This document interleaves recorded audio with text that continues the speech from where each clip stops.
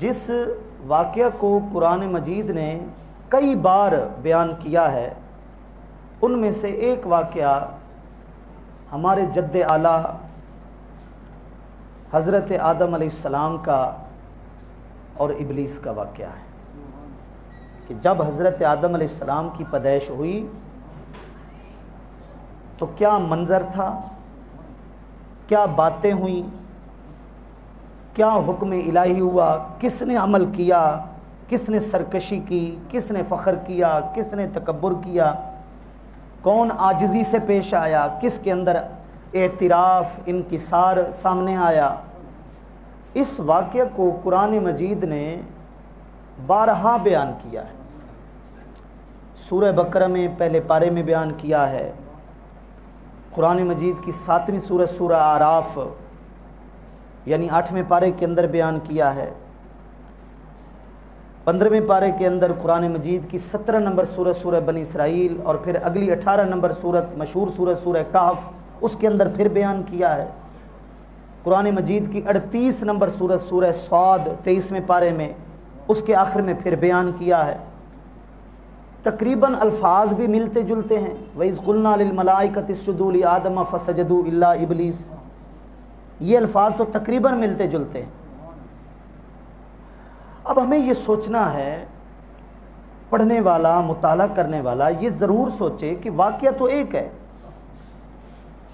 اچھا پیش بھی ایک بار آیا، لیکن آخر قرآن مجید اپنے پڑھنے والے یا سننے والے سے تقاضا کیا کر رہا ہے جو بار بار اس واقعے کو بیان کر رہا ہے؟ ایک پارے میں پھر کچھ پاروں کا، صورتوں کا وقفہ، پھر دوبارہ اس واقعے کی تکرار۔ قصہ آدم و ابلیس کا بار بار جو ذکر ہے، ایسا تو نہیں ہے قرآن مجید کی جو تکرار ہے وہ حکمت سے خالی ہو، ایسا تو نہیں ہے کہ ایک قصے کو دوسری بار، تیسری بار، چوتھی بار، 5ویں بار بیان کیا جائے تو بے مقصد ہو، نہیں، اس میں حکمت بھی ہے، اس میں مقصدیت بھی ہے، اس میں فکر بھی ہے۔ تو دراصل ایک تو ہمارا تعلق ہے ہی جناب حضرت آدم علیہ السلام سے، ہماری جو اصل ہے، ہماری پیدائش کی جو جڑ ہے، نسل بشر جو پھوٹی ہے، جو بڑھی ہے، وہ جناب حضرت آدم علیہ السلام سے ہے۔ تو تخلیق آدم کا ذکر دراصل تخلیق انسانیت کا ذکر ہے، صرف حضرت آدم علیہ السلام کی پیدائش کا ذکر دراصل ہر انسان کی پیدائش کا ذکر ہے۔ تو ایک تو انسان کو اپنی تخلیق یاد رہے کہ تیری پیدائش کس طرح ہوئی ہے، تجھے کس طرح بنا کر اس زمین کے اوپر بھیجا گیا ہے۔ اور ساتھ ساتھ جو بات میں بیان کرنا چاہتا ہوں، جس کے لیے میں نے آج اس موضوع کا انتخاب کیا ہے، وہ یہ ہے کہ حضرت آدم علیہ السلام کا ذکر دراصل عاجزی کا ذکر ہے، اور ابلیس کا ذکر دراصل تکبر کا ذکر ہے۔ اب اس ذکر سے مراد خاص حضرت آدم بھی نہیں اور خاص شیطان بھی نہیں، اگرچہ دونوں کا نام بھی ہے اور واقعہ بھی حقیقی ہے، لیکن جب بات اصلاح کی آتی ہے کہ اس سے پہلو کیا نکلتا ہے، اس سے درس کیا حاصل ہوتا ہے، اس سے سبق کیا ملتا ہے، تو وہ سبق دراصل ہمیں 2 کردار کا ملتا ہے۔ ایک ہے تمہارے بابا آدم کا کردار، اور ایک ہے انسان کے ازلی دشمن ابلیس کا کردار۔ اب حضرت آدم علیہ السلام کا بھی وصال ہو گیا، ابلیس مرا نہیں، اس کے وسوسے، اس کی شیطانیت، اس کا گمراہ کرنا وہ بڑھ ہی رہا ہے، لیکن اب یہ چیزیں بطور کردار کے ہمارے سماج میں حرکت کر رہی ہیں۔ آدمیت بھی موجود ہے، ابلیسیت بھی موجود ہے۔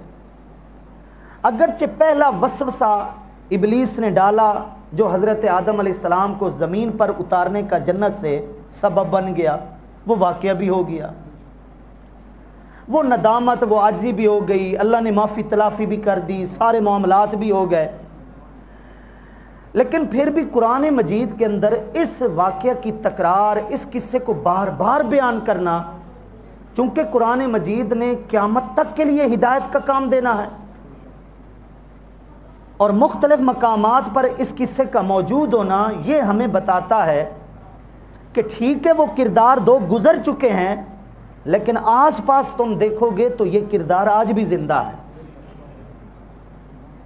دو ہی کردار ہیں، یا تو انسان کے اندر عاجزی ہوگی، انکساری ہوگی، اعتراف ہوگا، ندامت ہوگی، شرمندگی ہوگی، اپنی غلطی کو تسلیم کرنے کی ہمت ہوگی، یا تو یہ چیز ہوگی، یا پھر ابلیس کی طرح انا ہوگی، تعصب ہوگا، اپنی کبریائی، اپنی بڑائی، یہ چیزیں ہوں گی۔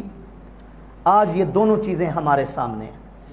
یا تو ہمیں کوئی نہ کوئی شخص جس کی گفتگو، جس کا عمل، جس کا لین دین، جس کا تعلق ہمارے ساتھ یوں سمجھیں بطور انکسار کے ہے، اس کی گفتگو بتاتی ہے کہ یار یہ مٹا ہوا انسان ہے، یار اس کا منصب دیکھو، اس کے پاس دولت کی فراوانی دیکھو، اس کے پاس جائیداد کی کثرت دیکھو، لیکن یار لباس بھی انتہائی سادہ پہنتا ہے، ساتھ ساتھ جو اس کی چال ڈھال ہے، جو اس کی گفتگو ہے، جو اس کا ملنا جلنا ہے، جو اس کا اٹھنا بیٹھنا ہے، یار وہ بھی انتہائی عاجزی والا ہے۔ یہ چیز اس شخص کو ایک اعلیٰ منصب کے اوپر فائز کر دیتی ہے۔ ایک دوسرا شخص ہے، بعض اوقات اس کے پاس جائیداد غریبی کے بعد امیری اس کے پاؤں کو اکھیڑ کے رکھ دیتی ہے، اس کو انسانیت سے بھی محروم کر دیتی ہے، اس کے اندر وہ آدمیت والا جو اعتراف کا جذبہ ہے وہ بھی ہمیں ختم ہوتا دکھائی دیتا ہے۔ بات ہو یا نہ ہو، تکبر بالکل اچھل اچھل کر ہمارے سامنے آ رہا ہوتا ہے، تو پتہ چلا وہ واقعہ بھلے گزر چکا ہے، لیکن قرآن مجید اس کو بار بار بیان کر کے انسان کی اصلاح چاہتا ہے کہ تمہارے سامنے یہ دو تصویریں ہیں، تمہارے سامنے یہ دو رستے ہیں، تمہارے سامنے یہ جیتے جاگتے دو رخ ہیں، اب تمہاری مرضی کہ اس کردار میں سے تمہیں کس کو اپنانا ہے۔ تم آدم سے آئے ہو، تمہارے بابا جد اعلیٰ آدم ہیں، آدم کے اندر اعتراف ہے، آدم کے اندر انکساری ہے، آدم کے اندر عاجزی ہے، تم نے عاجزی کو اپنانا ہے یا نہیں اپنانا؟ لیکن تمہارے اس ظاہری ڈھانچے، ظاہری جثے، ظاہری جسم، ظاہری وجود کی جو بناوٹ ہوئی، اس کے اندر آگ کی بھی آمیزش ہے، آگ کی بھی ملاوٹ ہے، اور جو جن ہے، شیطان ہے، ابلیس ہے، وہ بنا ہی آگ سے ہے، اس میں بھی مٹی ہے، اس میں بھی پانی ہے، اس میں بھی ہوا ہے، لیکن آگ سب سے زیادہ ہے۔ چونکہ سب سے زیادہ آگ ہے تو اس نے اپنا کردار بھی آگ والا سامنے رکھا۔ اب تمہاری مرضی کہ تم مٹی والی عاجزی کو مغلوب کر دو اور آگ والا جو عنصر اور آمیزش ہے تمہارے اندر اس کو غالب کر کے تم بھی ابلیس کی راہ کے اوپر چل پڑو، یا تمہاری مرضی کہ آگ والے عنصر کو مغلوب کر کے وہ جو جناب آدم والا مٹی والا عنصر ہے اس کو غالب کر کے اپنے اندر عاجزی لے کر آؤ۔ یہ بہت بڑی وجہ ہے جو قرآن مجید کا گہرائی سے مطالعہ کرنے والے اہل ذوق نے، اہل فکر نے یہ بات ہمارے سامنے رکھی ہے کہ قرآن مجید میں اس قصے کو، اس واقعے کو، کہ اللہ فرماتے ہیں ہم نے فرشتوں سے کہا جب آدم کو بنایا کہ سجدہ کرو، سب نے کیا، ابلیس اکڑ گیا۔ بار بار قرآن مجید بیان کرتا ہے تاکہ حکم الہی کے آگے جھکنے کی تصویر بھی معاشرے میں سامنے رہے، اور حکم الہی سے سرکشی اور اکڑ جانے، تکبر اور فخر گھمنڈ میں آ جانے کی تصویر بھی اس سماج کے اندر سامنے رہے۔ اب دیکھیے، حضرت آدم علیہ السلام کے لیے جو آزمائش ثابت ہوئی اس میں بڑی بحث ہے، بڑی باتیں ہیں۔ ظاہر رب العزت نے جب حضرت آدم کی تخلیق کا فیصلہ فرمایا تو پہلے ہی فرما دیا انی جاعل فی الارض خلیفہ، کہ میں زمین میں خلیفہ بنانے والا ہوں، بھیجا سب سے پہلے جنت کے اندر۔ اب ایک ظاہری سبب بھی بتانا تھا، شیطان کی عداوت بھی اولاد آدم کو بتانی تھی کہ کس طرح شروع سے گمراہ کرتا ہوا چلا آ رہا ہے۔ وہ سبب بنا کر، یہ دنیا چونکہ اللہ نے بنائی تو خود ہی ہے لیکن بنائی اسباب کے تحت ہے، ایک سبب بنا دیا گیا جس کے باعث حضرت آدم علیہ السلام جنت سے زمین پر اتار دیے گئے، حالانکہ ان کا پختہ ارادہ نہیں تھا اس درخت سے کھانے کا جو سبب بنا اللہ کے بظاہر ناراض ہونے کا۔ خود اللہ نے فرمایا فناسیہ ولم نجد لہ عزما، حضرت آدم علیہ السلام بھول گئے، ان کا پختہ ارادہ نہیں تھا میری نافرمانی کرنے کا، بہرحال وہ سبب بننا تھا۔ بات یہ ہے کہ حضرت آدم علیہ السلام جب زمین پر اتار دیے گئے، اب یہ تاریخی باتیں ہیں، ان کو کوئی اتنا اپنی سند کی قوت سے بیان نہیں کیا گیا کہ جناب سری لنکا میں اتارے گئے اور حضرت حوا کو ہندوستان کی کسی جنوبی زمین پر اتارا گیا، پھر جناب جو مقام عرفہ ہے یہاں پر دونوں مل گئے، ایک دوسرے کو پہچانا۔ یہ باتیں ہیں، لکھی ہوئی ہیں، لیکن ان باتوں کی اتنی بڑی سند نہیں ہے کہ ہم ان پر اعتماد کر کے سارا زور اس پر دیں۔ اتار دیے گئے، مل گئے، بات یہ سمجھیں جو مغز ہے اس کی طرف ہم آئیں۔ حضرت آدم علیہ السلام جب اتر ہے زمین کے اوپر، انسان کا زمین پر اترنا بعد میں ہوا ہے، اس کا پیدا ہونا بعد میں ہوا ہے۔ اس زمین پر جیسے اب ہمارا رہن سہن ہے، ایسے ہی جنوں کا کھلم کھلا رہن سہن تھا۔ وہ بھی اللہ کی بنائی ہوئی مخلوق، زمین بھی اللہ کی بنائی ہوئی مخلوق، لیکن انہوں نے زمین پر رہنے کا حق ادا نہ کیا، ان کے اندر سرکشی بڑھتی گئی، ان کے اندر نافرمانی مسلسل بڑھتی گئی۔ بالآخر اللہ رب العزت نے فیصلہ فرمایا، ان کو ہٹا دیا، ان کو زمین کے کناروں پر لگا دیا اور ہماری نظروں سے بھی اوجھل کر دیا۔ اب ایک اور مخلوق کو اس زمین کے اوپر بطور تجربہ کے پیش کر دیا گیا، اور وہ ہم انسان ہیں جو جناب حضرت آدم علیہ السلام کے توسل سے زندگی گزار رہے ہیں۔ اصل بات یہ ہے کہ حضرت آدم علیہ السلام جب زمین پر اترے تو انہوں نے کیا رویہ اپنایا؟ انہوں نے یہ رویہ اپنایا کہ جب تک رب العزت نے معافی کا اعلان نہیں فرمایا، ان کی بظاہر وہ غلطی جس کو اللہ خود فرما رہا ہے کہ وہ بھول گئے، غلطی کرنے پر ان کا پختہ ارادہ نہیں تھا، لیکن اس کے باوجود بھی انہوں نے اپنی غلطی کو تسلیم کرتے ہوئے کم سے کم بھی 300 سال کا عرصہ اللہ کی بارگاہ میں توبہ کی صورت میں پیش ہوتے رہے۔ یہ ہے اصل وہ بات جو سمجھنے کی ہے اور سمجھانے کی ہے کہ جس ہستی کی اولاد سے ہم ہیں، انہوں نے جو سب سے پہلے اس زمین کے اوپر اپنا تعارف کروایا ہے، کیا آج وہ تعارف ہمارے اندر موجود ہے؟ مسلسل 300 سال حضرت آدم علیہ السلام سی زبان سے ندامت و شرمندگی کے ساتھ یہی دعا نکلتی رہی، اے ہمارے پروردگار، ہم نے اپنی جانوں کے اوپر ظلم کیا، اگر تو نے ہمیں معاف نہ کیا اور تو نے ہم پر رحم نہ کیا، ہم سے بڑھ کر کوئی شخص خسارے میں نہیں ہے، گھاٹے میں نہیں ہے۔ ربنا ظلمنا انفسنا وَإِن لَمْ تَغْفِرْ لَنَا وَتَرْحَمْنَا لَنَكُونَنَّ مِنَ الْخَاسِرِينَ۔ قرآن مجید کے اندر یہ دعا بھی موجود ہے۔ دوسری طرف ابلیس کا جائزہ لیں۔ اللہ کے حکم کے بعد اس کے اندر ایک سرکشی پیدا ہوئی، تکبر پیدا ہوا، وہ موازنہ کرنے لگ گیا، وہ یہ بھول گیا کہ مجھے حکم جس ہستی کا ہے وہ سب سے برتر ذات ہے۔ اس کی توجہ اس طرف نہ گئی کہ مجھے حکم کس ذات کا ہے، اس کی ساری توجہ اس بات کی طرف چلی گئی کہ میں بڑا ہوں، میرا مرتبہ زیادہ ہے، میرا رتبہ زیادہ ہے، میں کیوں اس کے سامنے جھکوں۔ یہ تصویر ہے۔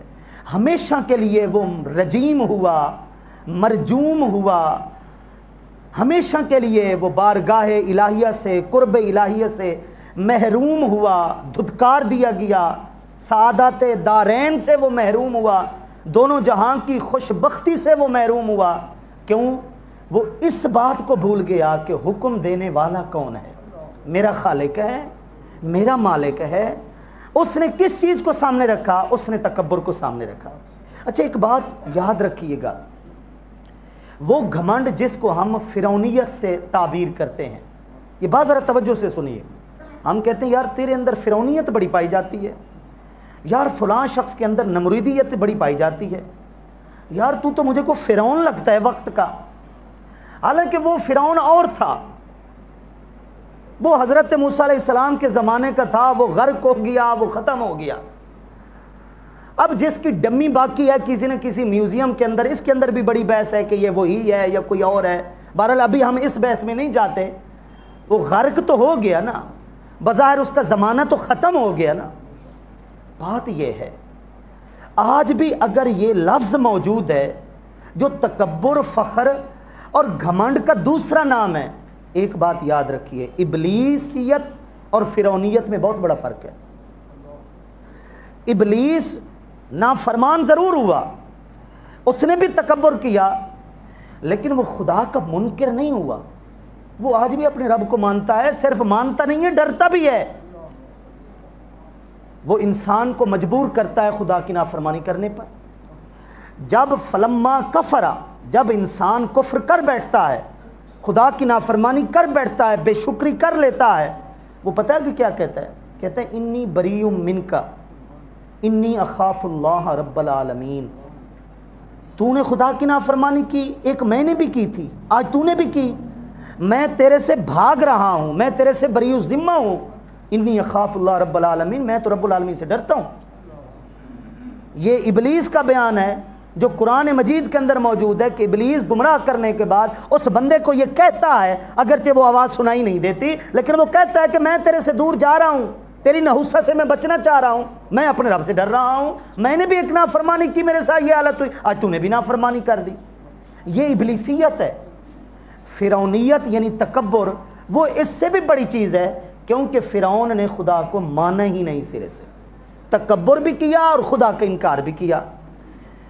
تو میرا بھائی ایک تصویر ہمارے سامنے ابلیس کی ہے جس کو قرآن بار بار بیان کر رہا ہے، پہلے پارے میں، پھر 8ویں پارے میں، پھر 15ویں پارے میں 2 مرتبہ، پھر 23ویں پارے میں، بار بار اس قصہ آدم و ابلیس کو بیان جو کیا جا رہا ہے، دراصل 2 تصویریں ہمیں سمجھائی جا رہی ہیں۔ تمہاری مرضی انا کی طرف آ جاؤ، فخر اور گھمنڈ کی طرف آ جاؤ، تمہاری مرضی اپنے جد اعلیٰ بابا آدم سے سبق سیکھتے ہوئے عاجزی اور انکساری کی طرف آ جاؤ۔ تو بات یہ ہے جس کے اندر آدمیت زیادہ ہوگی، یعنی جس کے اندر اپنے بابا کی صفت زیادہ ہوگی، عربی میں کہتے ہیں الولد سر لابیہ، بیٹا اپنے باپ کے نقش قدم پر چلتا ہے۔ بیٹے کی عادتیں دراصل باپ کی عادتوں کا مظہر ہوتی ہیں۔ بیٹا دراصل اپنے کردار سے اپنے باپ کی تعلیم و تربیت اور اس کے کردار کا اظہار کر رہا ہوتا ہے، اس کی محنت کا ثبوت دے رہا ہوتا ہے۔ تو حضرت آدم علیہ السلام نے جو اپنا رویہ ہمارے سامنے پیش کیا جنت سے زمین پر اتارے جانے کے بعد، وہ کیا تھا؟ اعتراف، ندامت، شرمندگی، چاہے 300 سال لگتے رہے، لیکن جب تک رب راضی نہیں ہوئے انہوں نے یوں سمجھیے شرمندگی سے سر نہیں اٹھایا، وہ مسلسل رب سے معافی مانگتے رہے۔ اور ایک ابلیس ہے جس نے حکم الہی کو نہ مانا اور اکڑ بھی گیا، فخر اور گھمنڈ میں بھی چلا آیا۔ آج سماج پھر ان 2 تصویروں کے اندر گھوم رہا ہے، یعنی ہم انسان ان 2 تصویروں میں سے کسی نہ کسی ایک تصویر، ایک رویے کے ساتھ زندگی گزار رہے ہیں۔ ہمارے سامنے ایسے لوگ بھی ہوتے ہیں جن سے غلطی ہو جاتی ہے، وہ بندے سے بھی معافی مانگتے ہیں، رب سے بھی معافی مانگتے ہیں، ٹھیک ہے؟ اور ہمارے سامنے ایسے بھی افراد ہوتے ہیں جن سے غلطی ہو جاتی ہے، نہ وہ رب سے معافی مانگتے ہیں، نہ جس کا حق کھایا ہے نہ ہی وہ اس سے معافی مانگتے ہیں۔ میں آپ کو قادر پرامہ کی ایک زندہ مثال دوں، اپنے شہر کی مثال دوں۔ مجھے آج بھی یاد ہے، اسی لاری اڈا کے اوپر سخت سردیوں کی رات تھی، کچھ عرصہ پہلے۔ منبر و محراب کا کچھ تقاضا ہوتا ہے، بھرم ہوتا ہے، حکمت اور مصلحت ہوتی ہے، نام لینے کی ہر جگہ اجازت نہیں ہوتی۔ بہرحال ایک شخص یہاں فوت ہوا، سردیوں کی راتیں تھیں، میں یہاں پر کسی پروگرام کے سلسلے میں انتظار میں بیٹھا تھا، چائے پی رہا تھا، 2 آدمی آپس میں گفتگو کر رہے تھے، میں چادر اوڑے بیٹھا تھا، وہ مجھے جانتے بھی تھے، اور بظاہر وہ اس شخص کے مرنے کی خوشی منا رہے تھے، اور ان کے الفاظ بتا رہے تھے جیسے وہ سکھ کا سانس لے رہے ہوں کہ شکر ہے وہ شخص مر گیا، اور اس کی کسی نہ کسی برائی کا ذکر آپس میں کر رہے تھے۔ میں نے چادر ہٹائی، اور میں نے کہا کہ مرنے والے کا گلہ نہیں کرتے. اذکروا محاسن موتاکم، سختی سے حکم ہے کہ اپنے میتوں کی خوبی کا ذکر کیا کرو. اچھا انہوں نے بات تو سن لی. انہوں نے مجھے کہا حافظ صاحب بات آپ کی ٹھیک ہے، لیکن یہ میرا پاؤں دیکھ رہے ہیں؟ میں نے کہا دیکھ رہا ہوں. کہہ رہے ہیں اسی لاری اڈا کے اوپر جس شخص کی آج موت ہوئی ہے یا جس کے بارے میں آپ ہماری اصلاح کر رہے ہیں، اس نے اپنی گاڑی کا ٹائر بھی میرے پاؤں کے اوپر چڑھایا تھا، اور پتہ بھی تھا کہ میں نے کسی غریب کے پاؤں پر ٹائر چڑھایا ہے، اور اس نے مڑ کر میرے سے نہ معذرت کی نہ میرے سے بات کرنا گوارا کی. اب مجھے یہ بتاؤ کہ اس کے مرنے کے بعد مجھے یوں سمجھو وہ دوبارہ تکلیف میرے سامنے آئی ہوئی ہے. ایسے شخص کے مرنے پر میں تو شکر ادا کروں گا. میں نے پھر بھی عرض کی کہ جو بھی ہے، کچھ لوگ ہوتے ہیں جن کی خامیاں ہمارے سامنے ہوتی ہیں، بعض اوقات ہم ان کی نیکیوں کے گواہ نہیں ہوتے، حالانکہ وہ نیکیاں بھی کرتے ہیں، وہ نیکیاں بھی کرتے ہیں. لیکن اس کا دوسرا پہلو بھی سامنے رہنا چاہیے کہ اگر آپ سے غلطی ہوئی ہے، اگر مجھ سے غلطی ہوئی ہے، اور اس غلطی میں میں نے کسی کا حق کھا لیا ہے، کسی کا دل دکھایا ہے، اور پھر میں ہوں بھی حضرت آدم علیہ السلام کی اولاد سے، اور اللہ نے قرآن مجید میں حضرت آدم اور ابلیس کا ذکر بھی بار بار کیا ہے کہ غلطی کا اعتراف کس نے کیا اور اکڑا کون. تو میرے خیال میں بیٹا باپ کے اگر نقش قدم پر ہوتا ہے اور ہم آدم کی اولاد سے ہیں تو غلطی کو تسلیم کرنے کی ہمت بھی ہمارے اندر حضرت آدم کی طرح ہونی چاہیے. غلطی کا اعتراف بھی ہونا چاہیے. کچھ احباب بعد میں آئے ہیں. حضرت آدم علیہ السلام کے لیے لفظ خطا یا غلطی جو میں بول رہا ہوں، میں اس کی وجہ بتا چکا ہوں کہ یہ بظاہر، اگرچہ اس میں بھی حکمت خداوندی تھی کہ ایک سبب بننا تھا ان کو زمین پر اتارنے کا، ورنہ ان کا کوئی پختہ ارادہ نہیں تھا وہ کام کرنے کا، ٹھیک ہے. لیکن ہمیں یہ سبق دیا گیا کہ ہلکی پھلکی بھی تم سے اگر کوئی نادانی ہو جائے، غلطی ہو جائے، تو اگر تم آدم کی اولاد سے ہو تو پھر تمہارے اندر اعتراف بھی ہونا چاہیے. اگر تم ڈٹ گئے اپنی غلطی کے اوپر، غلطی کو غلطی نہ مانا، تو یہ واضح ثبوت ہے کہ تمہارے اندر آدمیت اتنی نہیں پائی جاتی. جس نے سجدہ نہیں کیا تھا اس کی ابلیسیت زیادہ پائی جاتی ہے. تو دوستان محترم، سب سے پہلے تو ہمیں اس قصہ آدم و ابلیس سے یہ سبق حاصل کرنا ہے کہ ہم اعتراف کرنا سیکھیں، غلطی کو تسلیم کرنا سیکھیں. یہ بظاہر آسان ہے، جو ہمیں مشکل لگتا ہے نا، یہ آپ یقین کریں آخرت کے مقابلے میں بہت آسان ہے کہ آپ کسی کی طرف چلے جائیں، اگر اگلا زندہ ضمیر آدمی ہے نا اور وہ بھی سمجھدار ہے، وہ آپ کو ویلکم کرے گا. آپ بظاہر اس سے معافی مانگنے گئے ہیں، غلطی کی معافی تلافی کے لیے آپ اس کے پاس سفر کر کے گئے، لیکن اگر وہ بھی زندہ دل آدمی ہوگا، اگر اس کی تربیت بھی اچھی ہوئی ہوگی، تو اس کے دل میں آپ کا مقام اور بڑھ جائے گا کہ یار اس شخص نے اب غلطی کی معافی مانگ لی ہے. دور حاضر میں غلطی کو تسلیم کرنا ایک بڑا پن کا ثبوت ہے، اس لیے میرے دل میں یار اس کی قدر بڑھ گئی ہے، ٹھیک ہے.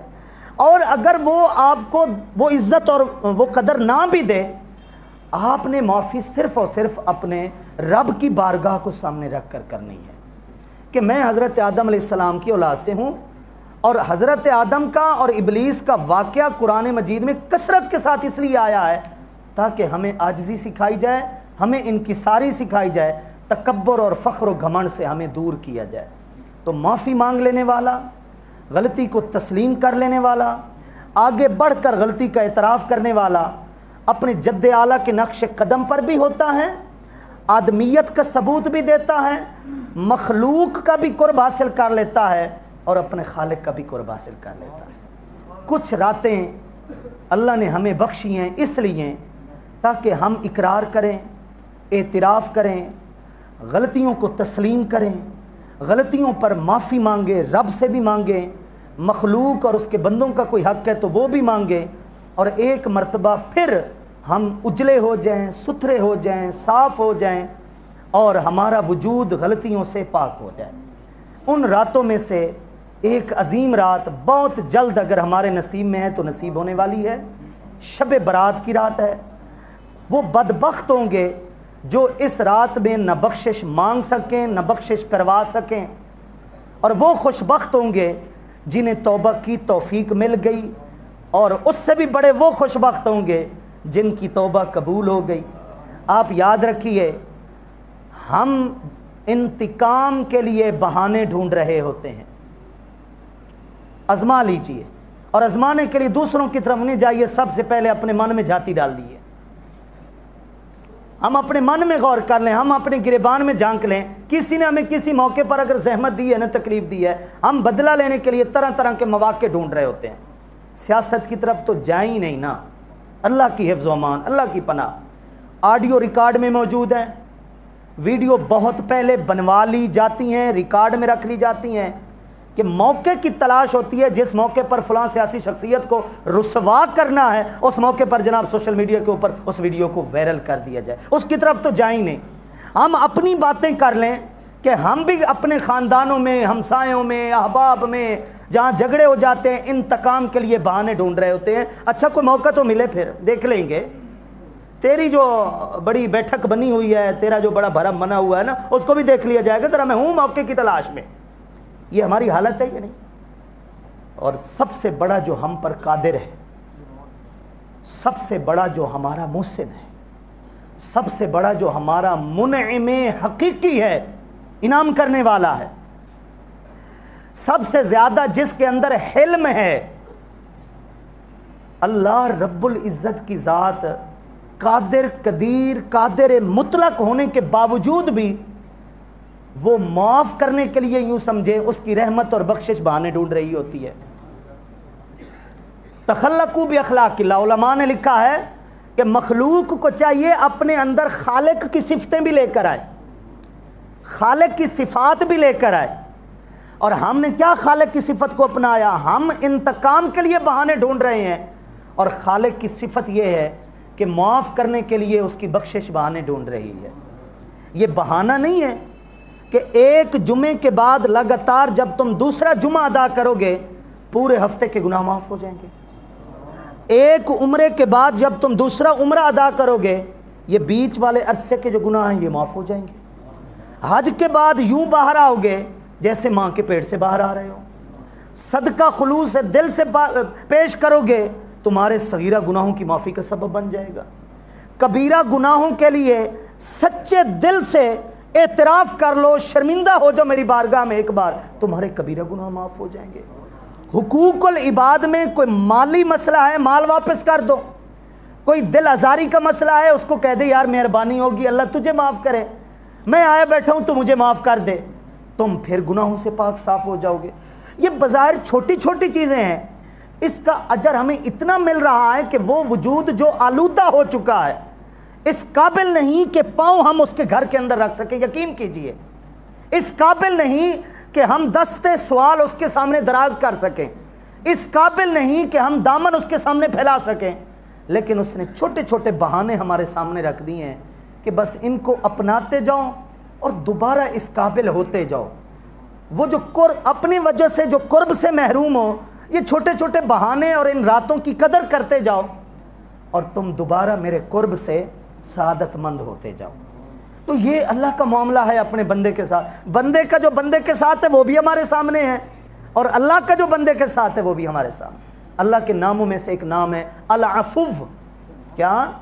العفو، عفا یعفو۔ اب اس کا اصل معنی ہوتا ہے مٹانا۔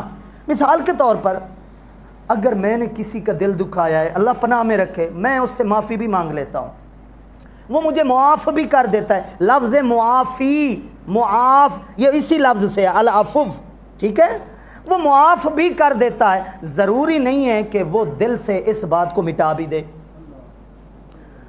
کوئی ہے وہ کہتا ہے چل یار میں نے معاف کیا، لیکن دل میں بات کو رکھے ہوئے ہوتے ہیں۔ ہم کچھ نہیں کہتے، معاف جو کہنے کا کہہ چکے ہیں، معاف جو کر چکے ہیں، لیکن دل سے وہ کہتے ہیں معاف تو کر رہا ہوں لیکن یہ زخم ہمیشہ ہرا رہے گا، میں اس زخم کو مٹا نہیں سکتا۔ کہتے ہیں یا نہیں کہتے؟ یار معاف کر رہا ہوں کسی وجہ سے، مت سمجھنا کہ میں بھول گیا ہوں، میں بھولا نہیں ہوں، مجھے آج بھی یاد ہے۔ یہ ہمارے رویے ہیں یا نہیں ہیں؟ یہ ہیں ہمارے رویے۔ لیکن اللہ نے اپنے لیے کیا نام ہمارے سامنے رکھا؟ العفو۔ مطلب کیا ہے؟ نہ صرف میں تمہارے گناہ معاف کرتا ہوں بلکہ تمہارے نامہ اعمال سے مٹا بھی دیتا ہوں۔ یہ کرم در کرم ہے، آپ یقین کیجئے، یہ کرم در کرم ہے، یہ احسان در احسان ہے کہ معاف کرنے کے بعد ہم مٹا نہیں سکتے لیکن رب کی شان یہ ہے کہ وہ معاف بھی کر دیتا ہے اور پھر اس کو مٹا بھی دیتا ہے۔ میں اس کے اوپر ایک اور بات کروں جسے آپ کہتے ہیں سونے پہ سہاگا۔ وہ کوئی بات ہو نا اچھی کے بعد پھر اچھی، وہ کہتے ہیں دو آتشا اچھی، پھر اچھی کہتے ہیں سے آتشا اچھی۔ میں بھی سے آتشا آپ سے ایک بات کر رہا ہوں، نہ وہ صرف معاف کرتا ہے، نہ معاف کرنے کے بعد وہ نہ صرف مٹاتا ہے، بلکہ بعض اوقات اس کا کرم یوں بھی جوش میں آتا ہے کہ انسان کی سچائی کو دیکھ کر، اس کی شرمندگی کو دیکھ کر، اس کے جذبہ اعتراف کو دیکھ کر، جذبہ استقامت کو دیکھ کر وہ یہ فرماتا ہے کہ وہ جو گناہ تھے اور سیئات تھیں، جتنے گناہ تھے اتنے ہی حسنات اور نیکیاں تیرے نامہ اعمال کے اندر ڈال دی گئی۔ ایک شخص کے نامہ اعمال کے 100 صفحات میں سے 80 صفحے گناہوں سے بھرے ہوئے ہیں، 20 صفحوں کے اوپر نیکیاں درج تھیں۔ جب اس نے سچے دل سے توبہ کی، توبہ اللہ کو اتنی پسند آ گئی کہ وہ فرماتا ہے یبدل اللہ سیئاتہم حسنات۔ وہ جو 80 صفحے پر گناہ لکھے ہوئے تھے، ان 80 صفحوں کے اوپر بھی اب گناہوں کی جگہ نیکیاں لکھ دی گئی ہیں، یعنی 100 کا صفحہ جو ہے وہ نیکیوں سے بھر دیا گیا۔ ایسا ہے کوئی معاف کرنے والا کہ وہ معاف بھی کرے، پھر گناہوں کو مٹا بھی دے، پھر گناہوں کی جگہ نیکیوں کو بھی ڈال دے، حسنات کو بھی ڈال دے۔ یہ بات یاد رکھیے کہ اللہ رب العزت کی جیسے یہ شان ہے، اس نے مطالبہ کیا ہے اپنے بندوں سے کہ اگر تمہارے دل کی یہ حسرت ہے کہ میں تمہارے سارے گناہ معاف کر دوں، تو پھر ایک قدم تم یہ اٹھاؤ کہ تم ایک دوسرے کو معاف کرنا سیکھو، ایک دوسرے کو معاف کرنا سیکھو۔ فَلْيَعْفُوا وَلْيَصْفَحُوا أَلَا تُحِبُّونَ أَن يَغْفِرَ اللَّهُ لَكُمْ۔ اللہ نے خود قرآن مجید کی 24ویں سورہ نور کے اندر فرمایا تمہیں چاہیے کہ درگزر سے کام لو، تمہیں چاہیے کہ ایک دوسرے کے غلطیوں کو معاف کرو۔ أَلَا تُحِبُّونَ أَن يَغْفِرَ اللَّهُ لَكُمْ، کیا تم پسند نہیں کرتے کہ اللہ تمہیں بھی معاف کر دے؟ اب بتائیے جتنا بھی گیا گزرا مسلمان ہوگا، کیا اس کی یہ پسند نہیں ہے کہ اللہ اسے معاف کر دے؟ جتنا بھی گناہگار بدکار شخص ہوگا، کیا اس کے دل کی یہ آواز اور تمنا نہیں ہے کہ خدا اسے معاف فرما دے؟ جب یہ تمنا ہے تو رب فرما رہا ہے جب تمہاری تمنا ہے کہ میں تمہیں معاف کر دوں تو پھر تمہارا حق ہے کہ تم ایک دوسرے کو معاف کرنا سیکھو۔ تو میرا بھائی، جیسے یہ آنے والی رات معافی مانگنے کی رات ہے، ایسے ہی یہ رات معاف کرنے کی بھی رات ہے۔ استاد جی میں آپ کی بات مان لیتا، میں صلح کر لیتا، لیکن مسئلہ یہ ہے کہ اس نے میرا دل بڑا دکھا ہے۔ وہ اللہ کے نیک بندے، اسی کی تو معافی ہو رہی ہے، اسی کی تو صلح ہو رہی ہے، اور کس چیز کی صلح ہو رہی ہے؟ میں یار اس کو معاف کر دیتا، لیکن اس کا جرم بہت بڑا ہے، میں کیسے معاف کروں؟ وہ اللہ کے بندے، بڑے جرم کی جب معافی ہوگی تو اس کا ثواب بھی تو بڑا ہوگا نا، اس کا اجر بھی تو بڑا ہوگا۔ اچھا، جب تم کسی کے بڑے جرموں کو معاف کرو گے تو امید رکھو کہ اللہ بھی پھر ہمارے بڑے جرموں کو معاف کرے گا۔ اور ہر انسان کے اندر یہ عاجزی کا پہلو ضرور ہونا چاہیے کہ میرے سے بڑا کوئی مجرم نہیں ہے۔ اچھا، یہ لفاظی بھی نہیں ہونی چاہیے، یہ صرف 4 بندوں کے اندر زبانی کلامی بات بھی نہیں ہونی چاہیے، نہیں میں تو جناب اس قابل نہیں ہوں، میں تو ناپاک آدمی ہوں، یہ تو زمین پھٹتی نہیں ہے کہ مجھے اپنے اندر سمو لے، میں تو بڑا ناپاک آدمی ہوں، زمین پر چلنے کے قابل ہوں، میں بڑا گناہ گار آدمی ہوں۔ یہ 4 بندوں کے اندر اس کا یہ رویہ ہے۔ اور جب کسی اور رنگ میں ہوتا ہے، موج میں ہوتا ہے، تو پھر کہہ رہا ہوتا ہے کوئی میرے جیسا؟ کون ہے میرے جیسا؟ کون ہے میرے جیسا؟ کس نے کہا میں مجرم ہوں؟ کس نے کہا میرا قصور ہے؟ میرا کوئی قصور نہیں ہے۔ یہ بھی رویہ ہے یا نہیں ہے؟ یہ کیسی دو رنگی ہے ہمارے اندر؟ یہ کس طرح کی، یوں سمجھے دوغلا پلیسی ہے دوسرے لفظوں میں، تیسرے لفظوں میں یہ کیسی منافقت ہے ہمارے اندر کہ عاجزی بھی ہم کرتے ہیں تو اس میں بھی کہیں نہ کہیں تکبر چھپا ہوا ہوتا ہے کہ میں عاجزی اس لیے کر رہا ہوں کہ اگلا بندہ کہ یار دیکھو ہے تو بڑا لیکن اپنے آپ کو چھوٹا سمجھ رہا ہے۔ نہیں بھائی، اخلاص کسی اور چیز کا نام۔ جیسے آپ لوگوں کے سامنے ہیں، آپ تنہائی میں اپنے دل کو ٹٹولیں، واقعی آپ اپنے آپ کو عاجز سمجھتے ہیں؟ واقعی آپ اپنے آپ کو مجرم سمجھتے ہیں؟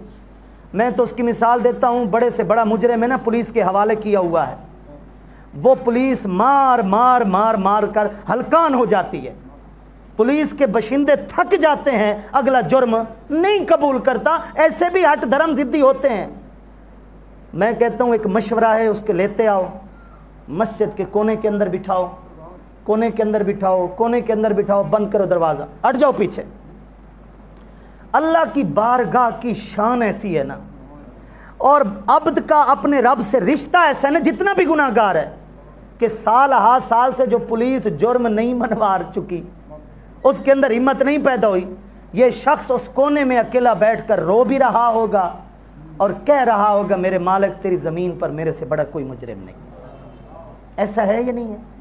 یہ جذبہ پایا جاتا ہے یا نہیں پایا جاتا؟ جب ہماری رگوں کے اندر یہ صفت ہے تو پھر ہمیں چاہیے کہ صفت کو اپناتے ہوئے لوگوں میں ہیں یا لوگوں میں نہیں ہیں، حضرت آدم علیہ السلام کی اولاد کا ثبوت دیتے ہوئے غلطی کا اعتراف بھی کریں، دوسروں کو معاف کرنا بھی سیکھیں، رب سے بھی معافی مانگے، بندوں سے بھی مانگنی پڑے تو موت سے پہلے مانگ لیں، اچھے رہ جائیں گے، اور ان کاموں سے بچیں جیسے حرام ہے تو اس کے اوپر استقامت، حرام کے اوپر استقامت، شراب ہے، بے نمازی ہونا اور مسلسل بے نمازی ہونا، والدین کی نافرمانی ہے، مسلسل نافرمانی ہے، یہ وہ گناہ ہیں جس کے کرنے والے کی بعض اوقات شب برات جیسی رات میں بھی بخشش نہیں ہوتی۔ ان سے اپنے آپ کو بچانے کی کوشش کریں، اور کوشش کریں جہاں آپ کی طبیعت آپ سے لڑ رہی ہے کہ نہیں میں نے اگر معافی مانگی تو میں ہار جاؤں گا، اس کو ہرا دیں۔ کیا بولا میں نے؟ اس کو ہرا دیں، اسی ہار میں جیت ہے۔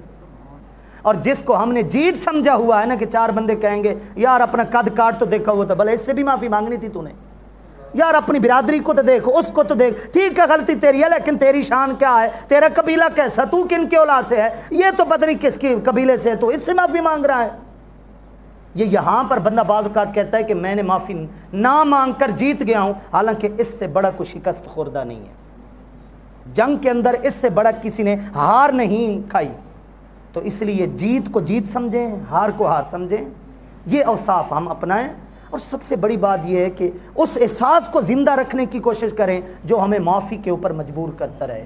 میں حقیقت کہہ رہا ہوں آخر میں، اگر اس احساس سے محروم ہو گئے تو ختم ہو گئے۔ یہ آخری درجے کی نافرمانی کا ثبوت ہے کہ انسان کے اندر سے معافی مانگنے کا احساس ہی ختم ہو جائے۔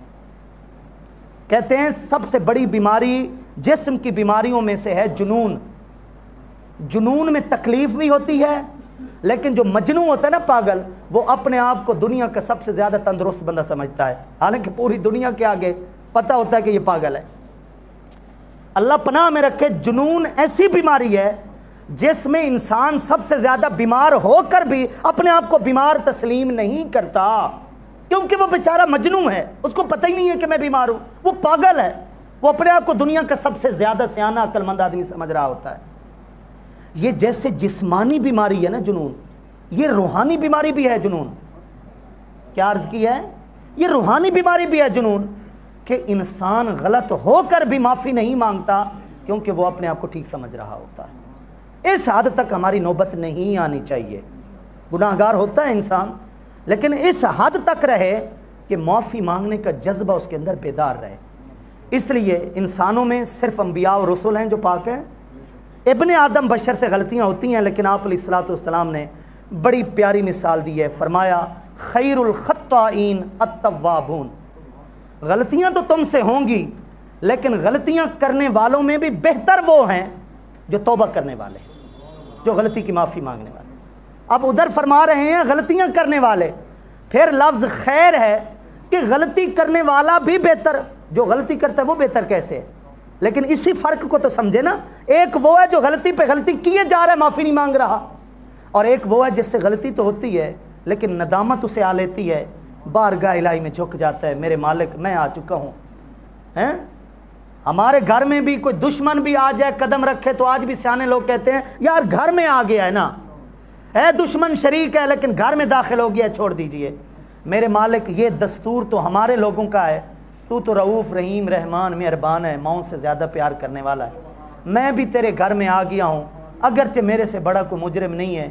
اگر بندہ بندے کو گھر میں آنے کے بعد خالی نہیں لوٹاتا تو توبہ کے لیے میں بھی حاضر ہوں، اپنی مہربانی سے مجھے بھی خالی نہ لوٹا۔